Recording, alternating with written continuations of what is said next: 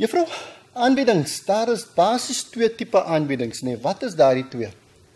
Daar is verbale aanbieding en nie-verbale aanbiedings. Verbale aanbiedings en nie-verbale aanbiedings. Kan jy vir ons net so vlugtig sê, wat is die verskil tussen daardie twee?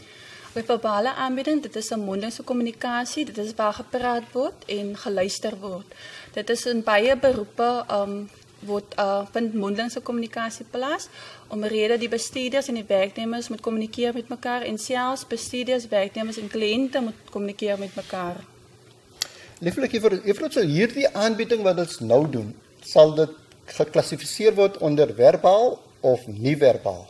Dit word onder albei geklassifiseer, want ons het as ons praat en dan word daar geluister, plus ons het nie-verbale visuele instrumente. Lieflik, en dit sal die PowerPoint wees, né? Net so. Maar in die klasopset gebruik hulle ook verbaal en nie-verbale inligting?